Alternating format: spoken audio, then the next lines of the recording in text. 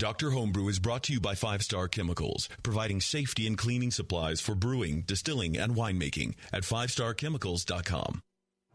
Doctor, look.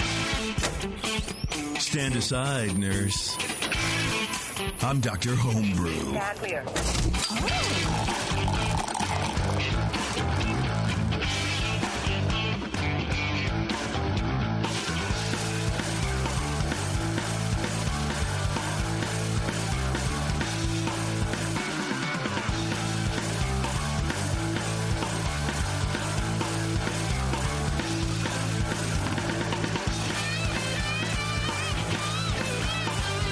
Welcome back, everybody. Welcome. This is Dr. Homebrew, where we sit and score homebrewed beers and talk to the homebrewers. We sit and score. Sit and score, baby. That's all you got to do when you throw it out there. You know what I'm trying to say? It's the only show like it on the internet podcast world, and I don't know if there's a reason for that. But it exists. Yeah, it exists, and you're a part of it. So thank you very much for doing that. Before we get to our guests, I do want to thank our fine sponsor, 5 Star Chemicals. You can go to 5starchemicals.com and check out all of the ways that you can clean and sanitize better, because we can all be doing that. Let's be completely honest. And if you're going to HomebrewCon, they will be there.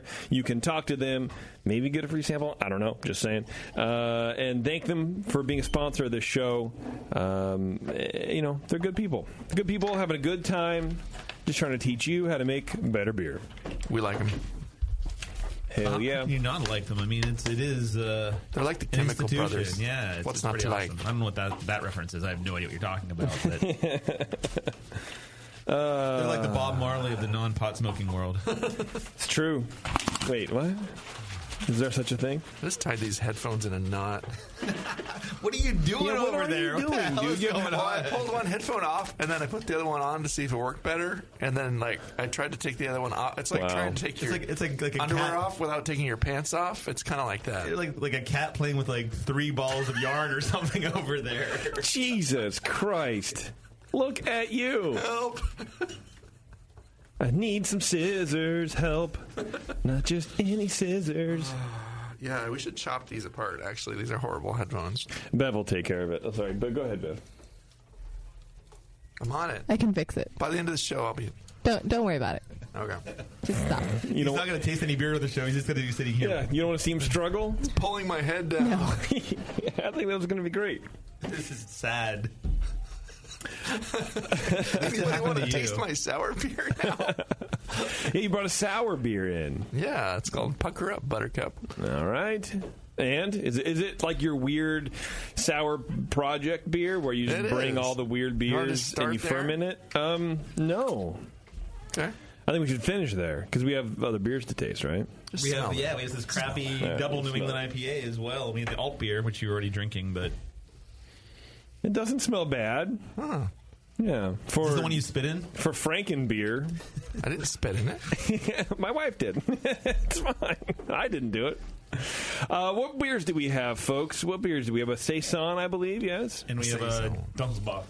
Dunkles Bock. Dunkles Bock. Okay, 6C. well, let's get Josh on the line here. And Which one's Josh? Saison. The Saison. Saison. If you guys want to crack that bro, it looks really clear in the bottle, man. Just you can see right through it. Josh, are you there? I am. Hey, how's it going, dude? Not too bad. How are you guys doing? Not too bad at all. We're about to break open this beer. It's a Saison, right? I got the right one. We did it. Yep. You got it. Foaming over. Oh. Wow. I probably shouldn't have juggled with them all first. Do you know how to juggle? It didn't No. have a white cap, did it? No. Oh, okay, then it's not the other one that I sent in. Here, I'll juggle on the air. This is No, also great for radio. the other one that I sent in, I opened at my homebrew club meeting the other day, and it gushed aggressively. Oh, this wasn't super aggressive. It took a couple seconds to kind of trickle up, but Not that I have any problems or anything with my process. you should be fine, I'm sure. Have you done Saison before? Is this your first shot? I have, actually. Okay. Actually, about 2 years ago, I sent in the first version of this beer to you guys. Oh. How did we like it? I think it did all right. It did high 30s. This is okay. See what you guys think about this one. I got to tell you, though, you guys forgot the part of the show where JP complains about the state of craft beer and then talks about tiki bars in Portland. Oh my God! How could we forget that? It's not in the program. Been listening, and usually JP hits at the beginning of the first episode. See, JP, someone was listening. Yeah. We're in a good mood today, I guess. Well, things go. Well, I got it all out on the air on Monday on the session, but you know, hey, you go through phases, man. Right now, I'm not worried about craft beer because I'm not drinking a craft beer because there's literally no craft beer out there that I would drink. There's still time in the show. Well, I'm drinking Keith's Homebrew, which is something I never thought I would say, but you know. Hey, man. Why do you think you'd never... Yeah, Kyle. Keith Kyle. Why would you never think you'd drink my homebrew? What's that all about? Well, just more than one or two glasses because... The alt beer's pretty fantastic, I'd have to say, but... It's not bad. Tap myself on the back. Tap yourself on the back, dude. I'd tap that. Yeah. I would. God. All right, Keith, why don't you go ahead and start on Josh's Saison? I gotta say, this one has a slightly different aroma than the one I tried earlier today, which is pretty awesome. I'm judging this beer twice in the same day is pretty fun. Anyway, we're moving the camera. I'm going to move this growler out of the way again. Nobody's going to watch me struggling over here anymore. That's sad. Okay, anyway, I got a strong Pils malt character, crackery, slight floral hop aroma, slight to moderate. Little pepper and clove. On this one, I'm almost picking up some funkiness, a little bit of... sorry.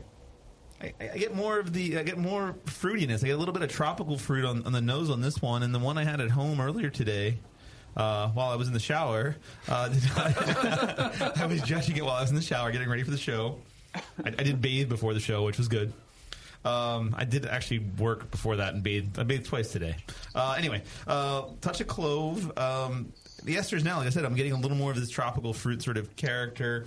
I don't know, you need like a faint passion fruit and mango. I don't know, maybe a little bit of citrus, but it's a little different than what I was picking up before. Getting some alcohol, low alcohol.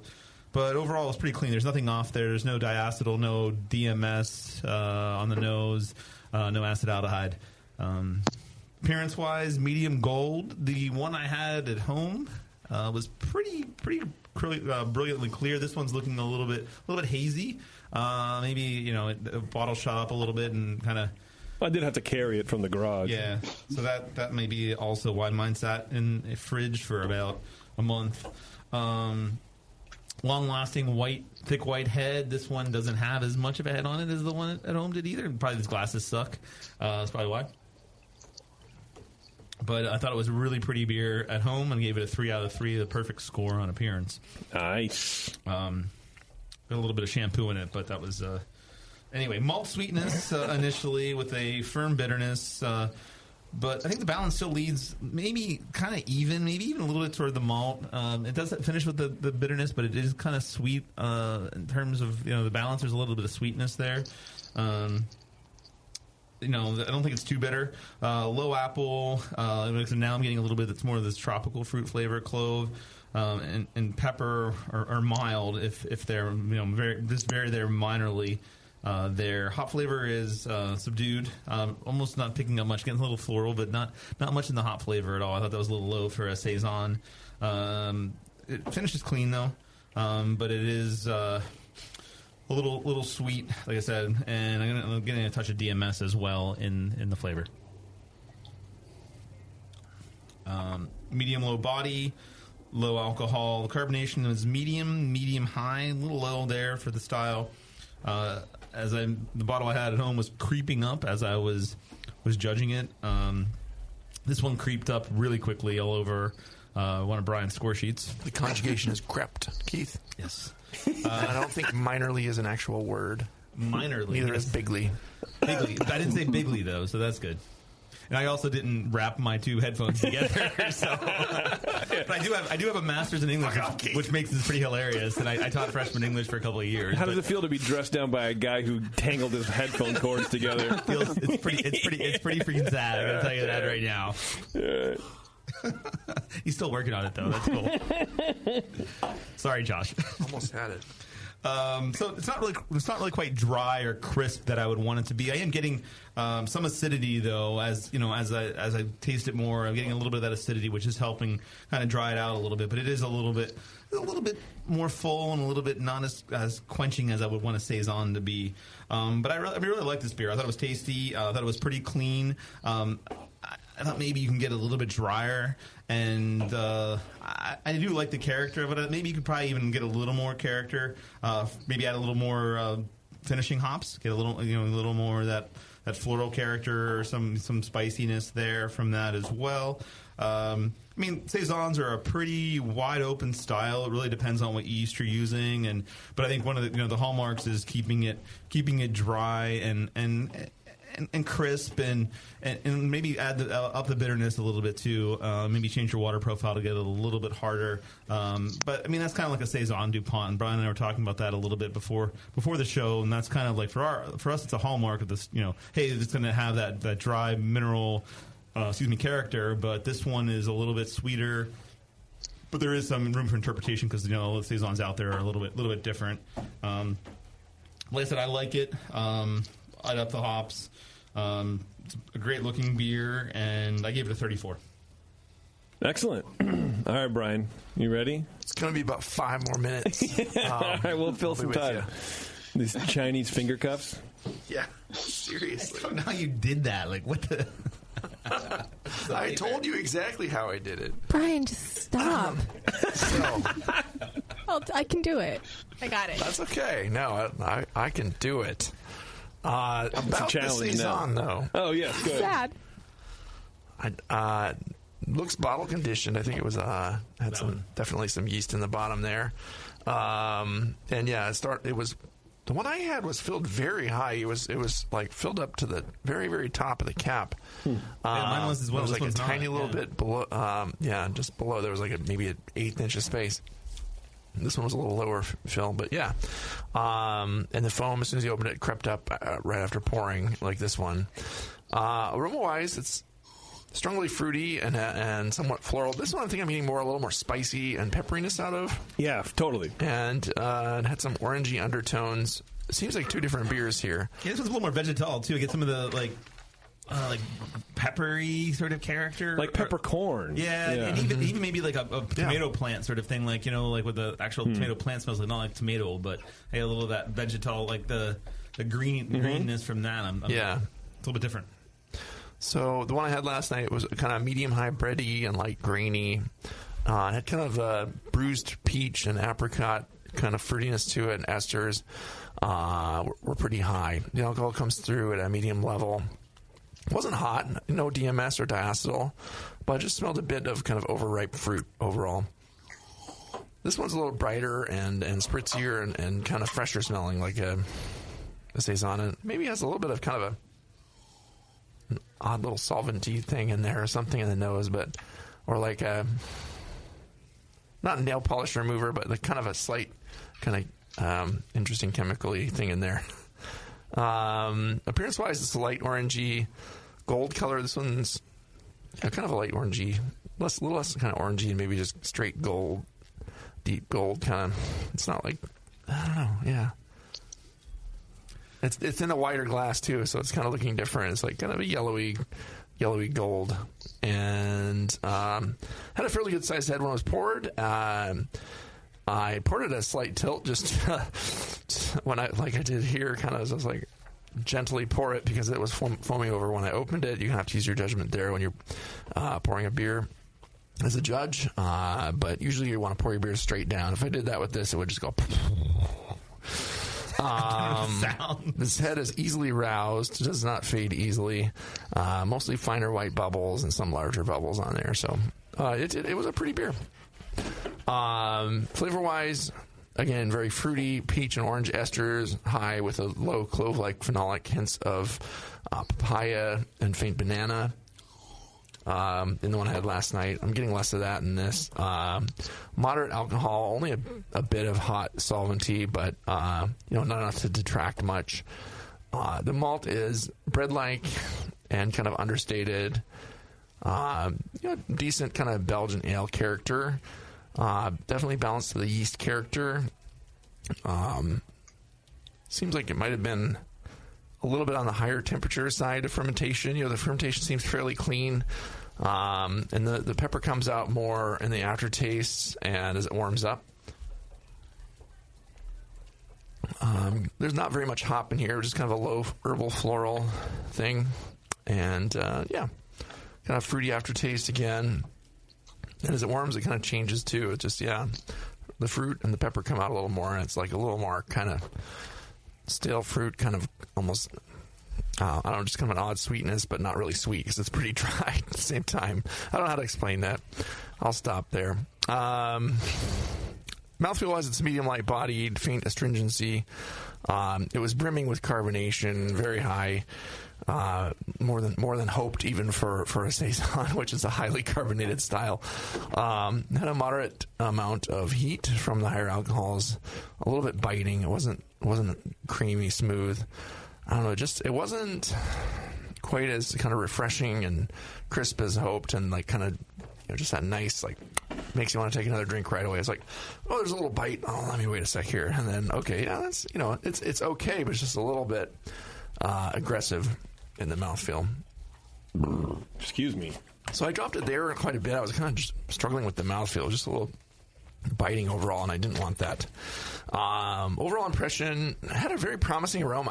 I liked the beer at first, and as I went down, I was like, the flavor was okay. The flavor's all right. I went down to mouthfeel. I was like, mouthfeel's kind of bugging me. So I landed at a okay. Seems like the recipe is pretty good, but the fermentation may have had some issues. Work to take care of that Saison yeast and keep it going. Not, we know you've been working with Saisons for years now, and I'm sure you know what you're doing. High alcohols and the biting quality need to go. They detract from what should be a really refreshing beer. Work on the fermentation temperatures. The pitch rate, the yeast health, the vitality, freshness, oxygenation, the temperature ramp up, and all of that. I mean, you know what to look for in there probably, and you're probably doing everything right. And you told me exactly the profile you did was exactly what the Belgians do. And anyway, but I gave it a 29. I might have been a little rough on it, but it just wasn't where I wanted it to be. I don't know. And this one tastes a little different. I might give this one a lower 30s kind of a score because this particular bottle to me is a little brighter and fresher and kind of slightly more crisp tasting, but it's an interesting Saison. I'd like to know what you did with it. And I'm going to throw in one comment before we talk to Josh about this. Right now, it's reminding me a lot of like peach, rings, like the peach candy ring. I get some of that flavor there. That's kind of what it's. You said peach, and I'm like, wait, yeah, it's kind of like that, but it's like it reminds me of that artificial sort of peach ring sort of gummy whatever, and I haven't had one of those. There's probably gelatin in them, so I haven't had it probably like 20 years, but that's what it reminds me. I wonder if there's an acidity level thing going on here. Not like sourness necessarily, but like just a slight kind of acidity that's giving it kind of that candy-like acid character, because it's not sweet. It's pretty dry. So it's an interesting one. Thanks for letting us taste it. Let's talk about what you did. Yeah, no, so I think that's pretty fair. This is actually apparently a tradition I have with you guys where I try and slide a Brett Saison by you guys as a regular Saison. Oh. Yeah, so I think that's where all the passion fruit, peach, like all those sort of tropical fruit flavors are coming from for sure. Yeah. So this was White Labs 566, and then after primary, I pitched White Labs Brett C, which I really like.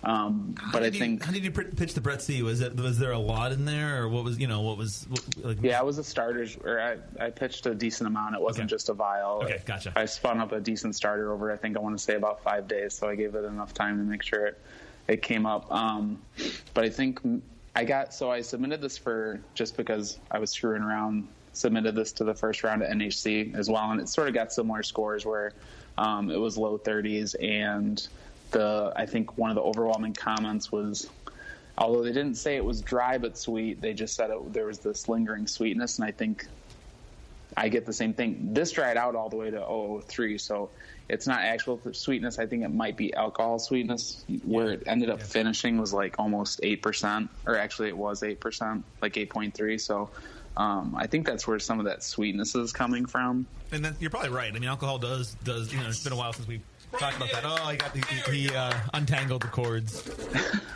There we go. No, but alcohol. Believe in miracles. Alcohol definitely is sweet, and even some of the old double and triple IPAs, like, wow, why is this so sweet? But it is the alcohol. That's a good call there on that, and that's probably why. I pitched relatively low for the beginning of fermentation, like in the mid-60s, and then after, I want to say 3 days, I let it rise. I think I bumped it all the way up to mid-70s, but I think the other thing is I used White Labs Belgian Saison too, and I think I might be done with that yeast because it doesn't. The character of that yeast doesn't come anywhere near Saison DuPont, and I think that's everybody's baseline when they're judging these beers. For sure. Yeah, I wasn't even. Brian was talking about temperatures, and I wasn't even going to touch that one because Saisons, depending on the yeast strain, is just such a who the hell knows? Different animal. Yeah, something like it's go up to 90 degrees, exactly. And in San Francisco, to do that, you have to put the fermenter I don't even know where, in your oven maybe. But anyway. Well, and everybody's got such a personal approach to that stuff. Like in the last show, you guys were talking about, I think it was the Weizenbach, and a lot of people think at lower temperatures it pushes esters for those type of yeast, and then at higher temperatures it pushes the phenols or whatever. But everybody has their own sort of ideas of how that works. I'm sure that someone actually has some scientific backing behind it, but everybody's approach to it is so different. I'm sure there's a Brewlosophy article about it that they probably didn't keep controls pretty much very well. Exactly. Sorry, Brewlosophy. They tested 9 people, and then now it's everyone's like, oh, this is what it is. 9 random people who are very good at tasting beer. Yeah. Well, I really like Busch Light, so I enjoy it. Obviously I read the article, so I was going to throw that out there that I'm making fun of them, but it's all in jest. I like those guys. No, I mean it. Sure. I mean it. I mean everything I'm saying. Do you have any questions? Hops, for the home, yeah. Josh? What about hops? What were you doing with hops and grain bill? And oh yeah, I was going to ask you guys about the hops because I get that comment a lot with saisons.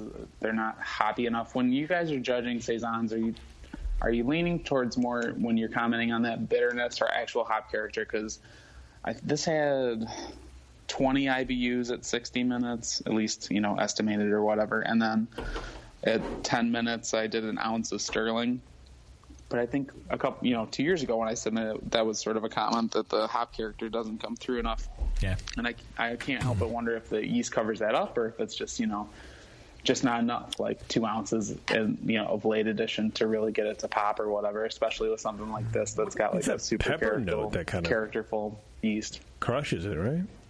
Yeah, I mean, it's not surprising you said Sterling. That's kind of like the floral with a little bit of fruit there as well. That kind of affirms what we were saying. Yeah, and I like Sterling a lot, and we were using that Kolsch I was tasting earlier. We had some Sterling in it, even though it wasn't great. But no, I mean, I guess I wonder. I mean, the other angle to take on that, you're talking about bitterness, 20. It seems like it could be a little bit more crisp if you added a little more bitterness. But maybe instead of going the route of adding more hops, changing your water a little bit. What is your water profile like for this? I feel like a saison. Yeah, a little more mineral for saisons is actually a good thing. So I'm in the Chicago suburbs, so we're in general pretty balanced as far as sulfate and chloride are concerned.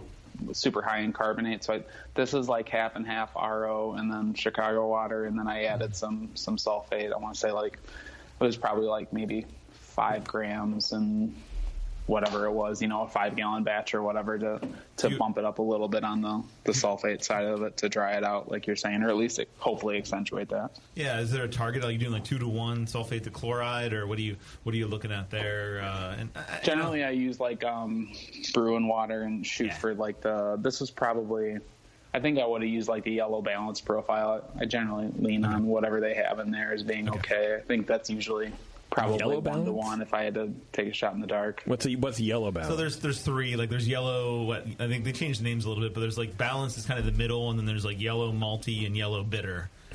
Okay, all right. So there's different profiles in brew and water, and you can kind of got it. and then I don't know. I think it makes sense. I think I would probably, and I rarely, and we were just talking about my Kolsch we were drinking. I'm like, I think the water is a little bit off in my Kolsch. It needs to be a little bit harder. That'll up the dryness factor a little bit, and I think that would be the same exact thing I would prescribe here. Is maybe go the yellow bitter or go that range a little bit. Sure. And that stuff's all kind of hard because you live in Chicago and the water probably changes there based on, hey, was there salt? There's just a lot of different factors in your water, and it's hard to know season to season, year to year what's going on. But well, no, that's the one good thing about the suburb I live in is we pull out from Lake Michigan where they're dumping all of our wastewater and stuff half a mile out. So hopefully our drinking water is just past where the wastewater is. So at least it is consistent year round. I will say that. Well, that's good. That's good. Defense. Good lake. What's the Chicagoland? What's the suburb you live in? Elmhurst. Okay. We were drinking. It's Half Acre. I had a Half Acre IPA here. They have it on draft here. We were just drinking that tonight. Oh yeah, Half Acre Daisy Cutter that's their pale ale. It was definitely my initiation into craft beer. Friend who works at a brewery up there in Chicago. When I get a chance to see him, it's pretty fun to go around, and obviously a lot of great breweries out there. So, absolutely. Are you going to NHC? unless somebody wants to come and watch my 2 kids and fend off my wife, that's a no. Just bring them all. There you go. Portland's kid friendly. We're not good at fending off wives. JP and I both have fairly, I'm going to say newlyweds, but that's not even close. I've married my daughter off already. Yeah, we both have young kids, and this show's going to her dowry. Under a year, mine will be over a year barely, but I'm leaving anyway, and just I'm doing it. So anyway, no, I'm running the prediction. Like I said, I'm in Central Time or whatever. So about the time that I get off the phone with you guys and lay down is right when my daughter is going to wake up and just start raising hell. That's what happens. She likes to party. All right, Josh. Thanks a lot, man. If that's it, we'll let you split out. Of course, guys. Take care. Thanks a lot. Cheers. Later, man. Bye-bye. Next time we get Josh Saison, Yeah, I'm going to flag him. I'm going to flag this dude. The white. I'm not surprised by the Brett. I mean, it's not overly there, but I swore both times I smelled this beer today that there was some Brett in it. It's not overkill, but it is a little bit. Yeah, it's light, but it's there. Yeah, there's something else going on there. Definitely those tropical notes. Definitely. You know what else is going on? More Beer Pro. They offer bulk malt, hops, yeast, as well as pro fermenters and bright tanks, along with 4,000 other products to breweries at wholesale pricing. If you have a brewery, sign up for an account and save over at morebeerpro.com. Okay, we're going to take a break, and we're going to come back, and we're going to try another beer. This is Dr. Homebrew. Hang on a second. Hello, fellow BNers. This is Sully from the 21st Amendment Brewery located in San Francisco, just 2 blocks from Giants Park. Before Nico and I opened the 21A and before I was a professional brewer, I homebrewed on my small 4-burner apartment stove in a back house in Santa Monica, California, making my extract brews before graduating to the daunting idea of all-grain brewing. Homebrew books and information was hard to come by back then. The internet hadn't been invented yet, along with other things we take for granted today, like electricity and potable water. One thing I wish I had back then when I was learning was a radio show that could teach me the ins and outs of brewing and answer questions that I had about homebrewing, a resource for making great craft beer. The 21st Amendment Brewery is excited to be a proud sponsor of Dr. Homebrew, a great show that teaches you what you need to know about making incredible beer. Good stuff. Listen up, you might learn something. I certainly did. And thanks for your support. Tasty Crack Games.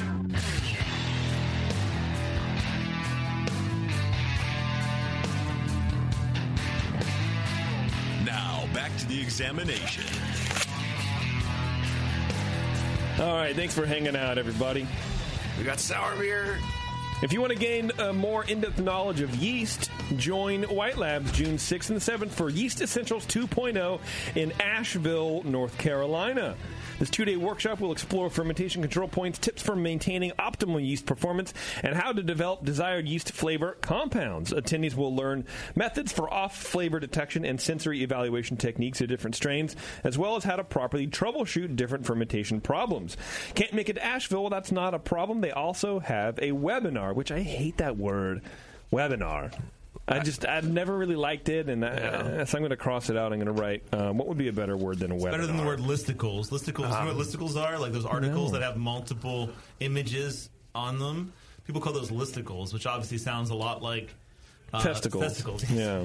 Call it an interwebs seminar. Just how about a live broadcast version. Register by May 7th to take advantage of early bird pricing. Learn more about the event by visiting whitelabs.com/education.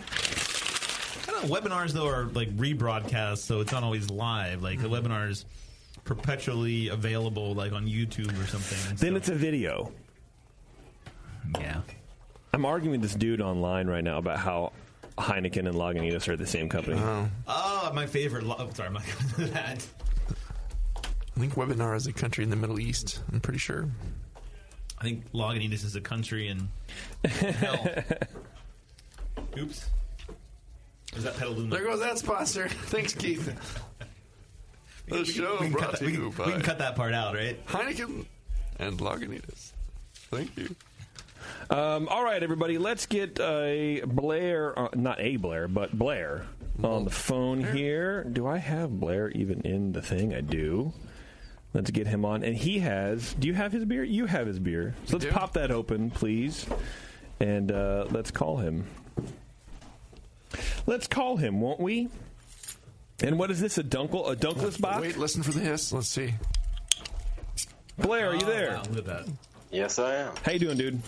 Good. How are you guys? Not too bad, not too bad. And we've chatted with you before. I do remember that. Yeah, a couple years ago. There you go. That long ago? Yeah, time flies. Jeez, sure does, man. Yeah, I got 3 kids now. You're only up to 1, so you got some catching up to do. Well, hey man, what are you gonna do? Time flies, but it doesn't fly that fast. You got some catch-up-in to do. That's not what the kids call it these days. My son likes ketchup. All right, Blair, what is a Dunkles Bock? Tell me all about this. Or Dunkless. I don't even know how to say it. Man, I don't either. That's just what they changed the name to, right? I guess it used to be Traditional Bock or something. Ah. Dunkles means dark. Is that what it is? It used to be Traditional Bock, boys?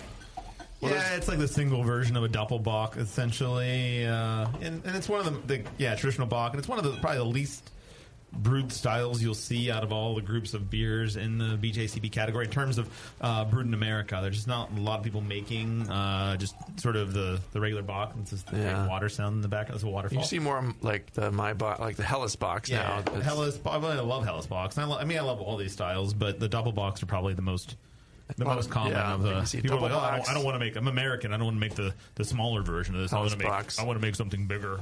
That sounds very much the same as a beer judge. My voice for an American. A good buddy of mine won the Sam Adams long shot competition with a Traditional Bock years ago. So my buddy Alex. Oh yeah, Alex Jobshoff. Yeah, huh? Yeah. There's a picture on the bottle there. That was pretty cool. Not to name drop or anything. Yeah. All right, Keith, American Judge. Why don't you go ahead and start it on this beer? I thought I went first last time, but that's okay. I can go first again. Well, guess what? You're going first again. Okay, cool. Aroma. Lots of malt here. The sweet maltiness, medium toast, medium alcohol. Sweet moldiness? Moldiness. No, maltiness. Sorry. I'm going to try to go slower this time. Medium low honey, sherry, cardboard-like notes. No hops. Otherwise, really clean. It's like a really faint hint of cinnamon in the nose. It might be all the drugs you're on. It is all the drugs. It might be the heroin that you're on right now, currently. Well, I was shooting up in the bathroom a minute before cinnamon? Just a hint, not... No, I don't get cinnamon. Sorry, homie. Okay, well, you're off the show then. Damn it. Wait, it's my show. You're imagining things, kids. There's no cinnamon in here. Come up with a better descriptor for that. Keith is still smelling, by the way. It's bad radio, but he's doing it. He's got his nose deep down in that beer. Appearance-wise... I'll do the play-by-play. Looking at a light brown, low white head, maybe just a little bit off white. Virtually crystal clear, but yeah, there's not a lot of head. It looks like there's not a lot of carbonation. It looks a little lifeless as in the glass. So flavor-wise... definitely, the sweetness is the predominant flavor here. The sweet malt. I got some medium high dark fruit, prune. I think is one of the flavors I would describe that as. Medium alcohol. Also getting what I perceive to be as a little bit of esteriness from just from fermentation as well. So I get a lot of fruitiness from the dark malt. I'm getting a touch of the fermentation esters as well. I would think so. I'm getting a fair amount of oxidation, so I'm getting some of that honey and cardboard. It's not quite sherry-like or anything like that. No hop flavor. Balance is all towards the malt. There's very little, obviously hop aroma, and bitterness is also very, very low. Medium body. And actually, let me go back into flavor. Like as I'm tasting it again now, a lot of that breadiness reminds me of a Dunkel, very much so.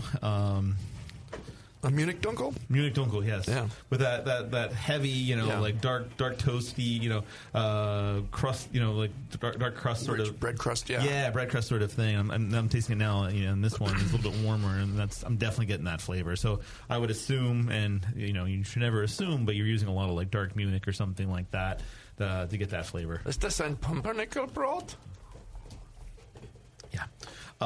So medium body, medium alcohol, very low carbonation. So these bottles, I think we've opened 2 now, and the carbonation on both of them is just really low, and it's a little bit lifeless because of that. No astringency, but yeah, I think the big issue in terms of mouthfeel is really that lack of crispness from carbonation.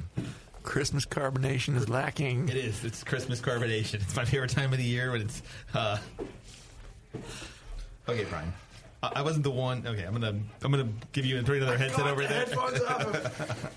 John, with so I don't know. I think it's a really solid beer. It's kind of interesting because I do taste alcohol, but I also it kind of reminds me of a Dunkel in some ways, and not a Dunkles Bock.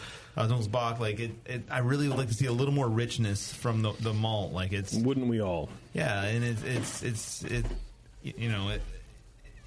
like in my pockets, I meant. Yeah, I don't know. It's just I think the carbonation not being there is definitely very problematic, and a little bit of oxidation. Maybe that's even just the bottles. Like if they're not fully carbonated and some oxygen's getting in there, and being sent here was kind of hurting them a little bit. Like that's where the oxidation's coming from. So I'd like to see how old it is, and what the process was for bottling. And it seemed like I said alcohol, but it also seemed like not very complex at the same time. Not that it has to be complex, but I just want a little more like oomph for a Bock beer. So it seems like kind of like a bigger Dunkel and less like a Bock beer. And then like I said, this isn't very common, so you don't see a lot of these. You don't get a chance to taste a lot of these beers, but I brewed a good number of them as well. Definitely challenging. But overall, I thought it was a really good attempt. I gave it a 31. Is that a question? I'm sorry. I'm sorry. Okay, Brian. Go ahead, man. All right. The Dunkles Bock. It's in the nose, a rich bready and dark bread crust-like malt. Some low toast. No hops. Faintly alcoholic, but not heavy. No obvious esters. No DMS or diacetyl. It seems clean and seems cleanly lagered. The appearance is a nice rich copper brown color with an orangey hue. Pretty much perfect color, quite clear, perfect clarity. Low off-white head that just fades after only a very brief while. So yeah, again, it looks like it's a little lacking there. You should have at least some head on this beer, but again, sometimes our glassware does that. But yeah, I think it really is. You can rouse it a little bit. And it's mostly fine bubbles there. So, flavor-wise, it's richly malty, has a low chocolatey character, very low hop flavor, just kind of a light herbal floral in the background. Low bitterness. It's balanced to the malt for sure, all the way. Clean lager fermentation is apparent here. Seems like you know what you're doing there. Finishes slightly sweet. I would say medium. It's only containing pretty low of the kind of Maillard, what we used to call melanoidins, the Maillard notes, the kind of rich maltiness that you get from those color reactions in the malt. It could be made more complex to fit the style better. Brian, why aren't we calling them melanoidins anymore? What happened there? Oh, well, funny you should ask that, Keith. Melanoidin is a color reaction. So the Maillard reaction produces melanoidins, but they are color compounds. They're not flavor compounds. So the Maillard byproducts are some flavor compounds that come up during those reactions that are kicked off in the process. I don't know what the chemicals are called, but there you go. Thank you, Mr. Wizard. So that's the one thing I know. Yeah, no, we'll ask Gordon about that. We're still bitching about the 2015 guidelines a little bit. It takes some tweaks, I'm sure. Some tweaks. Yeah, no, it's okay. I'm sure the next guidelines will be fantastic. And, someone else can do all that work. I'm not going to work to make it better. I'll just let someone else do it. And if they screw it up, I'll just bitch about it. That's what I do. That's what a homebrew club's all about. Right? That's right. No, I would love to help with that, but breaking their ankles. They won't let me. Sorry, Brian, go ahead. Mouthfeel-wise, it's medium full-bodied. Kind of medium to medium full in that range. Medium low alcohol warmth. Not super warming, but it's pretty smooth. There's a little alcohol there. Somewhat creamy. It's not astringent at all. It's almost completely still. There's no carbonation, and in that way it feels kind of lifeless in the mouthfeel. So I knocked it down a little bit there for that. Overall, though, it's a pretty well balanced beer. Pretty well brewed. I like what is there, but it's lacking some of the complexity of the malt that you would want for a Dunkles Bock. And I would definitely bring up the CO2. Just the prickliness and the bubbles pushing off are going to drive some more flavors into your mouth and your nose. And whether you like it or not. Definitely watch the bottling practices there. No, I think what's there is pleasant. If it was pushing off a little more, and maybe, the melanoidins, you could, I don't know how you mashed. I would, if you can do a triple decoction, hey, God bless you. But again, we don't want to spend 2 days brewing a beer. Great, staying up till midnight and falling asleep before you can pitch your yeast, and while you're waiting for it to cool, hey, that's great. But I gave it a 33. I thought it was a very good beer. So, Brian, your comment about the melanoidins or the Maillard was that there wasn't enough there? Or is that what you were saying? Wasn't enough there. Yeah. Yeah. Yeah, I mean, even things like longer boils and stuff like that are ways to, not doing a decoction, but let me extend the boil, let's bring a little more liquid in and do a 120-minute boil or something like that. I think you get a lot of character and reactions there by doing that. And you can kind of, not even approximate, but give it a different character than you would get necessarily from decoctions. And decoctions are, I've done them, and they're a little bit overrated in terms of the flavor profile they give you.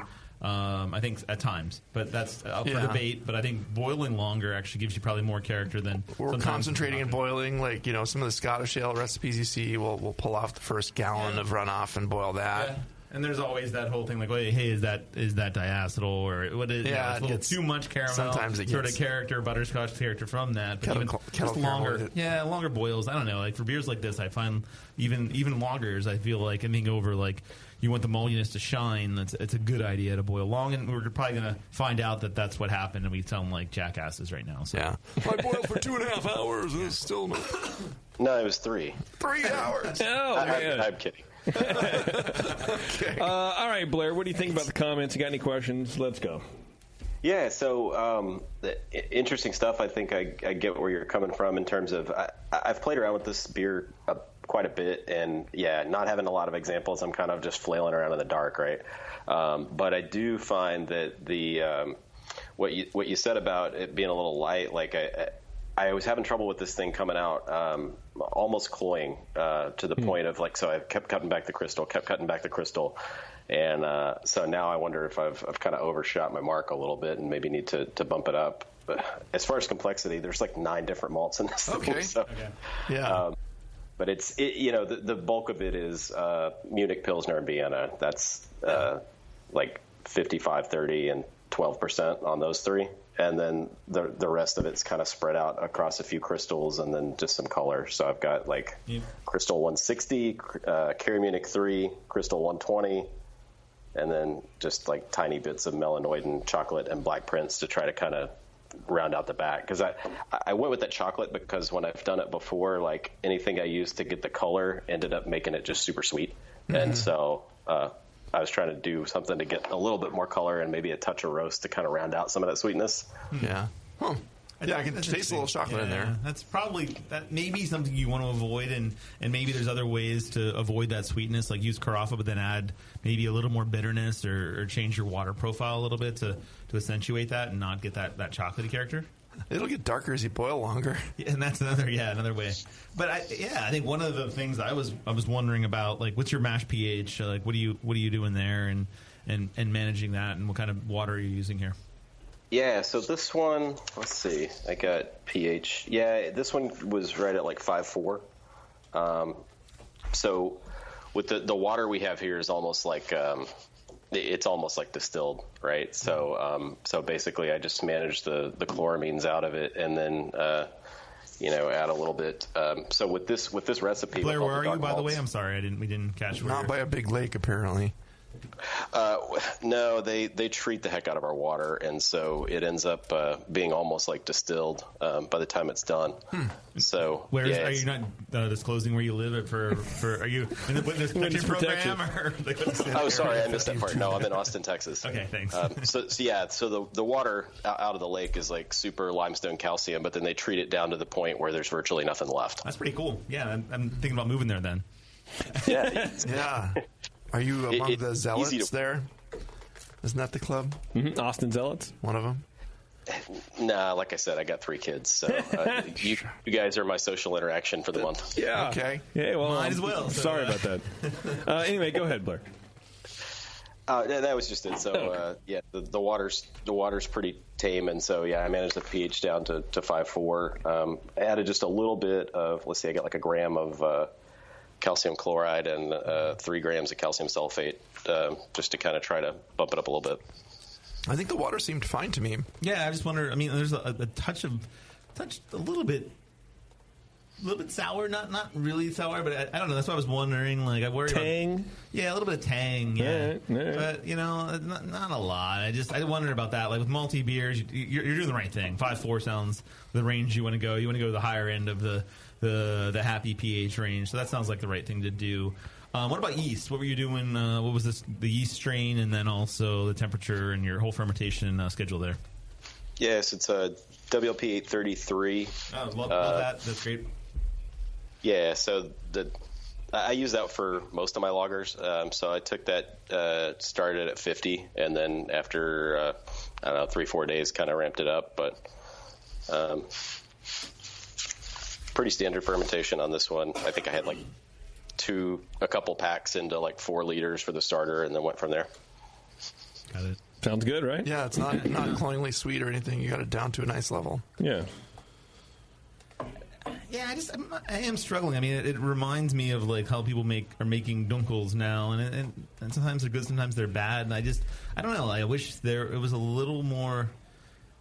What do you wish? Maybe more of that crystal character that you're talking about, those low amounts. Like maybe a little more of that, like the dark crystal. I don't necessarily like the dark crystal. Like I would kind of the lighter stuff. Yeah, the lighter stuff to add a little more sweetness and less of the dark fruit sort of character, especially with the not you wouldn't push up the Cara Munich. Yeah, the Cara Munich 1, 2, or 3, something like that, and I'm getting some of that dark. I was talking about in my comments, like some of that dark fruit that maybe it's coming off as esters a little bit, and it's really from the malt more than it actually is from the fermentation, and I would rather just see a little more of the. But that's just me. I mean it's like it just feels a little off. What are the bottles in carbonation? What's going on there? So why are the bottles so low in carbonation? That was just me rushing. Okay. So I was trying to get it out the door, and I had a few days to get it carved up and get it out to you guys. So I slammed as much in there as I could and used the beer gun and crossed my fingers. So it was a little low, definitely. If I had a few more days to get some more carbonation in there, usually if I'm bottling off of a keg like that, I'll bump it up a few PSI beyond where I intend to, so that's a little over carbonated, and then back it off to bottle it. Yeah. I just didn't have time to do that, so it came out light. Yeah. All right. Well, did that help, Blair? It's a good beer. I think it would be mid to high. It would be higher than this if it was a little more carbonated for sure. So that's it's a clean beer, so there's not many big problems here. Just again balance, but it would taste different. So yeah, go ahead. Cool. So you think just bump up some of that stuff maybe on the lighter crystals and to try to get a little more sweetness in there and stay a little bit out of the darker ones and back that down a bit? Do like, hey, some carapils or some. Oh yeah, it's something to do. I think you get a lot of that character you're getting from the Munich is kind of the same stuff you're getting from the dark. I mean, it's like the Munich. It's obviously a lower Lavabon sort of grain, but you get some of that richness and the dark malt. I don't think you need it necessarily, and like I just don't remember seeing in my mind like a lot of bocks that have like dark crystal in them, and you probably got some other recipe somewhere, but I've never done that myself. I've used very little in the way of crystal and just used some of that crystal to add the sweetness, but not to try to add any more malt character. You're getting a lot of that malt character from Munich and Vienna and that sort of stuff. Mm-hmm. So, and Pils malt too, you get some malt character from that. So I think adding some other malt there, I don't think it's necessary really. I think you clean lagers and simple recipes are kind of where Germans would go with this sort of thing. I don't know. I don't know if anybody, I brew a fair amount of German beers, and it sounds like you are as well. Like I love 833, and it'd be what I would use. But I don't know. I'd keep the number of specialty malts, especially in a beer like this, kind of minimal. Yeah. I felt a little dirty when I had to count and tell you guys how many were in there. So I get where you're coming from. That's all right. Well, I hope it helped, Blair. Yeah, that was great. Appreciate it, guys. All right. Thanks, man. Have a good one. You too.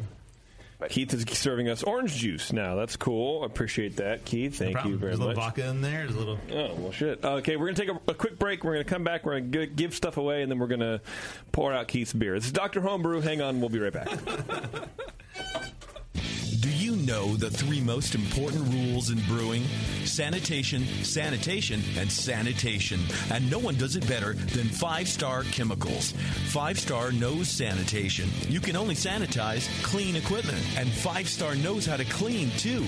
For craft brewers and home brewers, 5-Star has what you need to keep your fermenters, serving tanks, kegs, and draft lines sparkling and free of any beer-spoiling bacteria. PBW, caustic, acid cleaners, Star San, SaniClean, lubricants and defoamers, pH stabilizers, and more. 5-Star Chemicals has cleaning supplies, safety supplies, heat exchangers, pumps, hoses, and valves. And 5-Star is proud to offer eco-friendly products that exceed customer expectations. If you have a cleaning problem, you need the 5-Star solution. Visit 5starchemicals.com or call 800-782-7019. 800-782-7019 and get the 5-Star treatment today. Are you a member of the White Labs Customer Club? If not, you should be. It's the easiest way to earn free stuff for turning in your old homebrew labels from either Vials or Pure Pitch. All you have to do is save your labels and redeem them for things like free yeast, an exclusive White Labs t-shirt or sweatshirt, and even the opportunity to brew with the yeast man himself, Chris White. Signing up is easy. Just go to whitelabs.com/customer club, fill out the registration form, and then mail in your labels. They will return the favor by sending you awesome White Labs swag. Go sign up today at whitelabs.com/customer club. White Labs, pure yeast and fermentation since 1995. I'm sorry to tell you this, but we're going to have to pour you out. Back to Dr. Homebrew.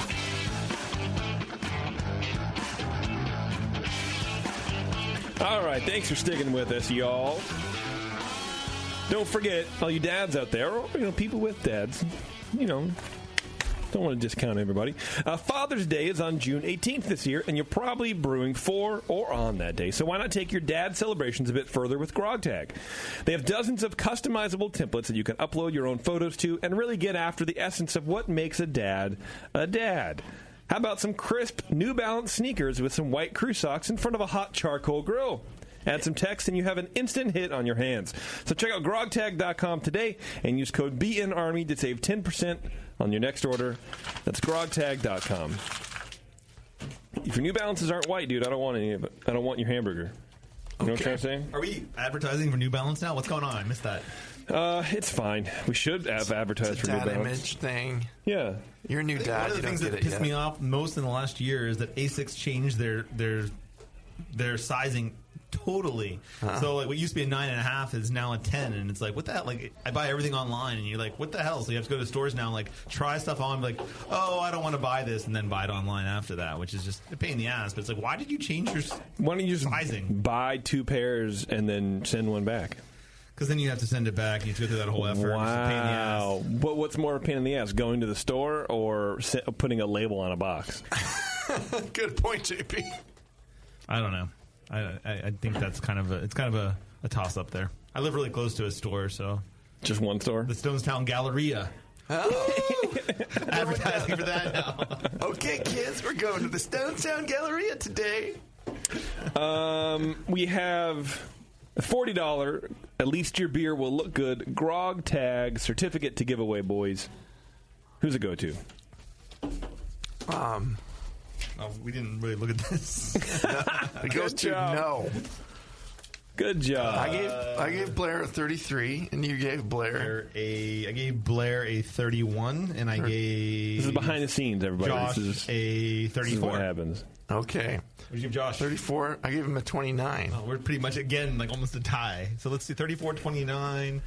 That's 33. If there's a tie, you guys have to make out to determine who loses. No, Yeah. that's okay. 34 and 29 is 63. 33 and 31 is 64. So 64. So Josh gets 60. the grog tag. All right, Josh. Good job, duder. That was pretty difficult. Math sucks. Not really, but Math's bad, dude. No one likes math. I mean, except I'm always like making errors in my Greeks. score sheet edition. No, I'm not. Just kidding. I always check it carefully. Okay, I believe. Can we talk about my sour beer? Oh, yeah, that's what do you right. guys think? What do I think about your sour beer? Pucker well, Up there's Buttercup. no THP, which is really great. There's no THP this time, Brian. No. We get a lot of sour beers on the show, and a lot of times they have that like unbuttered popcorn Cheerio character. And I'm really interested in how you don't get that at all. You know what I'm noticing? My kids' diapers smell like Cheerios. Like the pea dipes, they smell like Cheerios. Yeah. That's weird to me. Yeah, and you can smell right away when the kid's peeing. And, Yeah, like, oh, that smells like there it Cheerios. is, there it is. Yeah, now I'm exactly. hungry, which is weird. I'm hungry, and I want to change a diaper. Great. But it gets it has none of that. It's a little bit pickly, like a little bit of that pickle. It's pretty sour. Yeah. I think I get like what I get in it is kind of a classic like sweet tarts / kind of spree candy. You know those rolls of haven't had that in a really long time. tart candy. I'm getting maybe just a little bit of the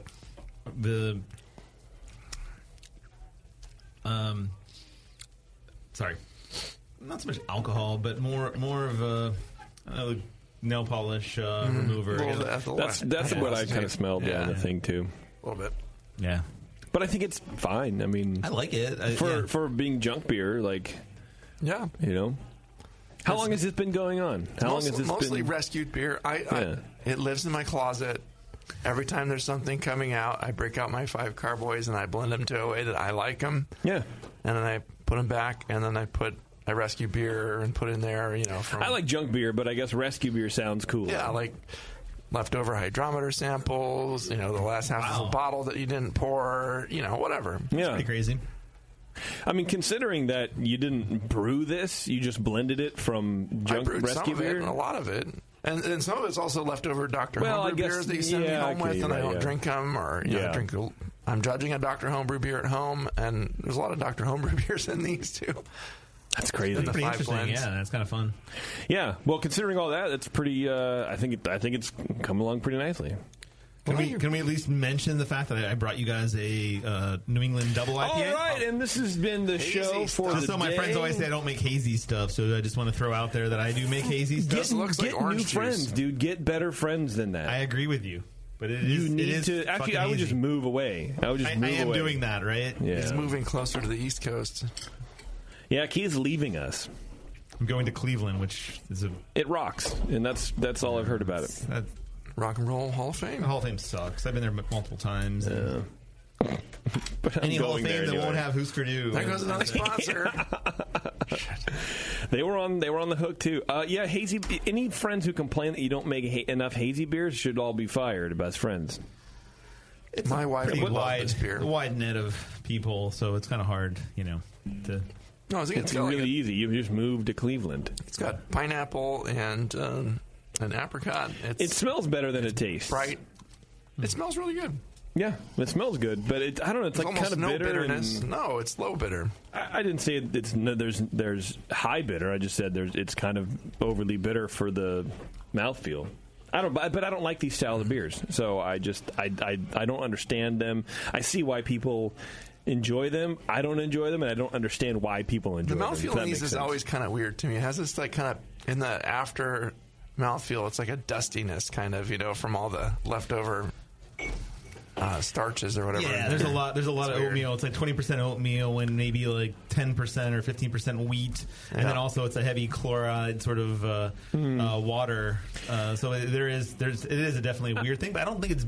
I think it's pretty low in bitterness, especially for a double IPA and adding all these hops to it. Like, but the bitterness that is there is I feel maybe more aggressive than it needs to be. You got some of these are a little less bitter. Well, and I think almost part of the problem with these styles is like this beer, especially, there's nothing left on your palate except bitterness.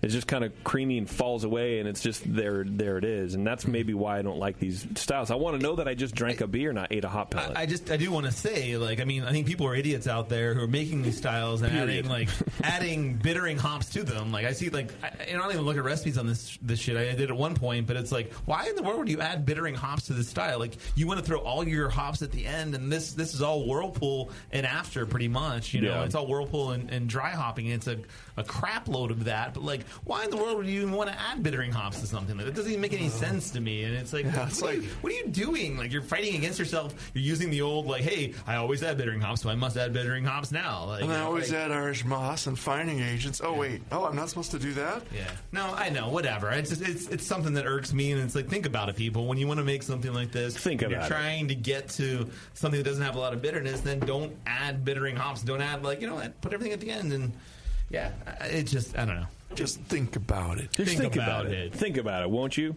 All right, everybody, this has been Dr. Homebrew. Thanks for tuning in. Thanks to our guests, Blair and Josh, for sending in beers. I really appreciate that. Again, a very close show. Both good beers. Yeah, for sure. Yeah, enjoy them. Two things to remind you about. Great Fermentations. Go to greatfermentations.com. Follow them all over social media at GR8 Fermentation. They have the largest catalog of Blickman products on the web. So don't forget that. If you're looking for Blickman stuff, go to Great Fermentations. Tell them that we sent you. That would be good for you. Second of all, wait, I got to do this, and I got to do this. Second of all, HomebrewCon. We'll be at HomebrewCon. We'll be doing 2 shows live. So if you have not registered for HomebrewCon yet, it's in Portland, the end of June. Be there. We'll go to a tiki bar. It'll be a good time. I didn't even ask Blair if he was going because he's got 3 kids. Yeah, he's not going. But definitely when you're there, you're drinking Rainier beer and you're drinking cocktails. Don't worry about the other bullshit craft beer up in Portland because it's all terrible. Just go there for homebrew and tiki drinks. All right, everybody. Portland has great craft beer. Don't listen to JP. Bullshit. Don't listen to JP ever. It has Rainier. That's all you need. All right, everybody. We'll see you next month.